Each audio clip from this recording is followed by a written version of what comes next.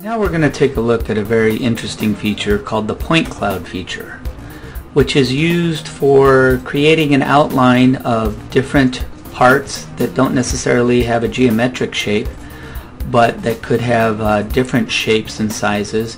And generally this is used to create a DXF file for reverse engineering, which can also be used in our software for go no-go analysis with features and shapes. So the first tool, and these tools are again just like the other automatic measurement tools, but this is very interesting. You'll notice this part has a wide variety of just different shapes to it. So again at the top is the single point tool. These are where the point cloud tools are located.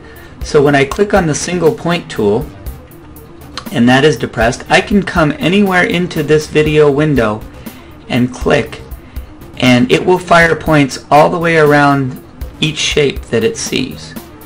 So there's points that have been fired all the way around the outline of this part, and you'll see this when I click on the graphical display.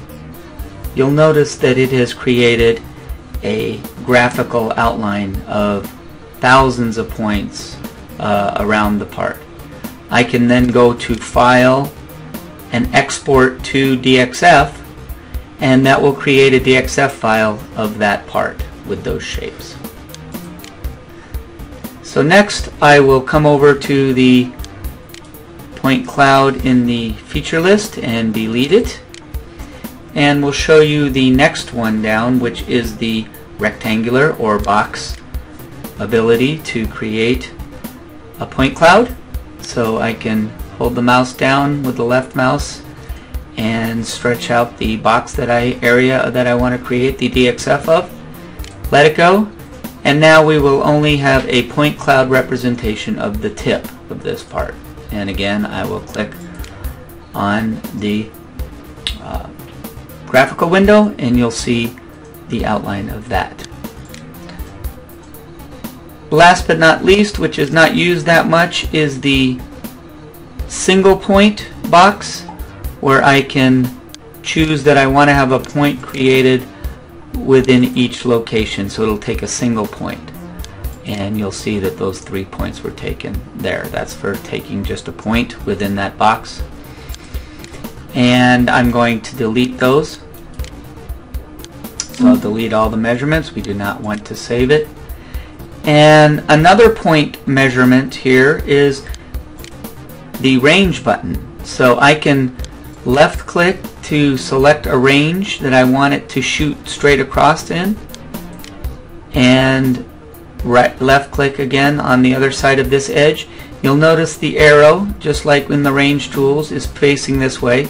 So when I right click, it will automatically fire those points along that line to see where the first edge is that it sees. So you can do that at any location. I'll do another one here. Stretch it out across there. The arrow is facing that way. Right click and it will create a point there. So that's a good way to use edge detection for a single point that you want to create. And we will delete those. We won't save it. So just to get a feel for how this DXF type scenario could work for go no go, similar to an optical comparator or an overlay gauge on an optical comparator, we can use the single point tool.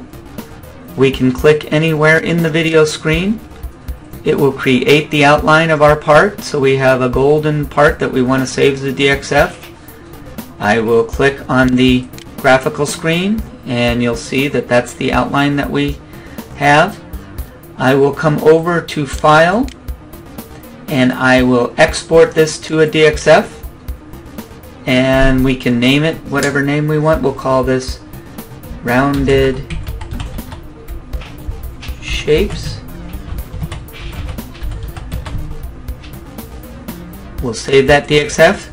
So now we have the DXF, which we can bring back in as an overlay, which is pretty unique for a system like this. We can go to File and we can import a DXF. There's our rounded shapes DXF. So we'll click on that.